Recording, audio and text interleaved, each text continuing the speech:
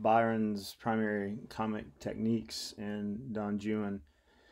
And again, I say Don Juan because Byron's rhyme scheme suggests that that's how he was pronouncing the name. He was anglicizing it. We would probably say Don Juan. Byron would say Don Juan. In any case, one of his primary comic techniques in the poem is the self-conscious narrator. We would call this a character who breaks the so-called fourth wall, meaning that as Byron's narrator is telling us the story, he is also turning to the audience, as it were, and telling us of his telling of the story. In other words, we get to see not only the narrative, but the author making the narrative. For instance, here's how the poem opens. Fragment on the back of the manuscript of Canto the First. I would to heaven that I were so much clay, as I am blood, bone, marrow, passion, feeling, because at least the past were passed away, and for the future, but I write this reeling, having got drunk exceedingly today, so that I seem to stand upon the ceiling. I say, the future is a serious matter, and so, for God's sake, hock and soda water. So instead of opening the poem with some sort of grand invocation of the muse, say, which he would want his readers to take seriously as a mark of the depth of the poem, instead of that, Byron's narrator highlights the almost random, whimsical, playful, ordinary opening of the poem. He's saying, look, I'm just scribbling this on the back of a sheet of paper. There's nothing grand about this. This is just something people do. So I'm just going to make you aware up front that this poem is not necessarily ambitious. It's not pompous. It's just a jotting. It begins in a jotting on the back of a piece of paper. But there's more than that, because he's opens the poem by saying, hey, I'm drunk. I've gotten drunk exceedingly today. So if there is an inspiration of the poem, it's not the breath of the muse inspiring verse, it's alcohol. And so he's saying, I'm writing drunk, and bring me hock and soda water. In other words, I'm coming down from my drunkenness, and I need the hair of the dog to start to feel better. So again, there's that sense of deflation, that instead of the pompous invocation of the muse, a supernatural force generating sublime poetry, I'm a little tipsy, and that's how I'm writing. But more than that, we see that the very stanza itself breaks down. The poet does begin with kind of grand utterance. I would to heaven that I were so much clay. I would to heaven that I were just a piece of clay, just like I'm blood and bone and marrow and passion feeling, because at least the past will pass away, and for the future. So he opens up by saying, oh my gosh, I wish the past would just pass away, and I can now face the future. We're getting these big pronouncements, we think, on time and on the nature of matter and physicality, but then suddenly there's a dash. And then parenthetically, the poet says, but I write this reeling, having got drunk exceedingly today.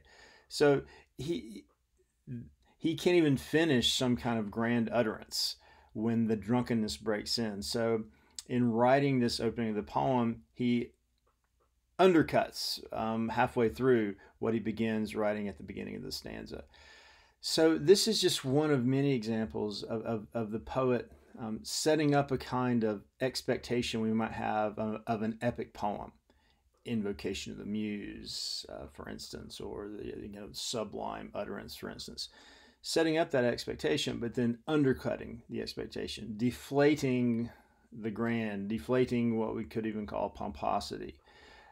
So we see this in Childe Harold in a more serious context, but the deflationary irony is at work here too, suggesting that really all human forms, especially those that aspire to grandiosity, really have their origin in something very ordinary. In fact, in something perhaps not necessarily respectable. That, as Yeats himself would say later on, the great early 20th century Irish poet, that all poetry begins in the rag and bone shop of the heart, that it's the messiness of life, the ordinary messiness of life, that is ultimately the origin of any grand utterance. And Byron's poem is very aware of that and uses that basic idea to mock, to undercut grandiosity. And the way he does that, one way, is again through this self-conscious narrator who's talking about what he's doing, basically giving us a running commentary. If you can imagine a director or an actor doing the commentary on a DVD, like a DVD extra. Sometimes you'll have the director or actors talking about the making of the film. And sometimes they'll make fun of a scene in a film. Other times they'll give an analysis of a scene in a film. Byron's narrator is basically doing this without enjoying the simultaneity that a director or an actor might enjoy while commenting on a DVD. He's talking about why he's making what he's making. And what does this do? This highlights the fictionality of this work.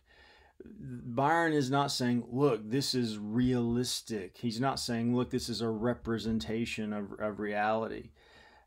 He's not saying, like Wordsworth, that I'm going to depict the ordinary world with the coloring of the imagination. He's not saying, like Coleridge, that I'm going to talk about supernatural events with psychological accuracy. He's saying, this poem, Don Juan, it's a fiction. I'm making it up. and I'm going to tell you how I made it up, why I made it up. I'm going to comment on the nature of my making it up. So in this way, he's not trying to pass this off as real and important, but saying, no, it's just, it's a fiction. I could have made it another way, but I made it this way. In other words, he's highlighting the arbitrariness of making, that there's nothing inevitable about this fiction. There's nothing natural about this fiction. It's simply one way of making a poem. Other ways could have also come. Now, another example of this self-conscious narrator and how it's working in the poem.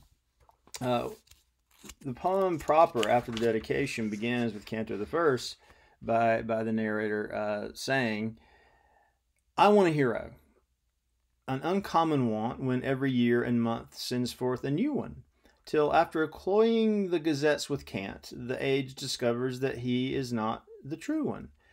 Of such as these I should not care to vaunt. I'll therefore take our ancient friend Don Juan. See, true one rhymes with Don Juan. There's that rhyme.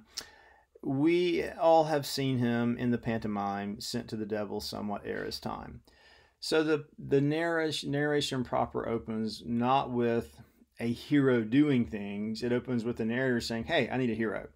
What kind of hero should I use? Oh, there's this stock hero named Don Juan, and indeed that was true. The hero had been around since I want to say the 16th century. So it's not as if he's creating a novel character that no one's ever seen before. He's saying, I'll just take a stock character. He'll do, and I'll tell my story with him. It's a little bit like you go see a superhero film. You know that the character in that film is not some kind of original, but simply a version of a character that's been around for a long time. If I say Spider-Man, that brings all sorts of expectations. And if you say I'm going to make a film about Spider-Man, then I kind of have a sense of what the character is going to be like. And Byron's basically saying, I'm going to make a story about Don Juan. Then later on, a little bit later on in the narrative, he says... He says again, in talking about how he's making the story, he says, most epic poets plunge in medias res. That's Latin for in the middle of things. Most epic poets plunge in medias res. Horace makes this heroic turnpike road. And then your hero tells, whenever you please, what went before, or by way of episode, while seated after dinner at his ease, beside his mistress in some soft abode, palace or garden, paradise or cavern, which serves the happy couple for a tavern. This is the usual method, but not mine. My way is to begin at the beginning. The regularity of my design forbids all wondering as the worst of sinning, and therefore I shall open with a line, although it cost me half an hour in spinning, narrating somewhat of Don Juan's father, but also of his mother, if you'd rather. So this is classic. I could begin the poem in the middle of things, as most epic poets do, but I would rather begin at the beginning. But it took me a long time to write this line. So a perfect example of the self-conscious narrator, but also note this: the self-conscious narrator not only sort of mocking the grandiosity of the epic undertaking, but also mocking himself, saying, yeah, I'm going to start at the beginning, but it took me a while to write this line.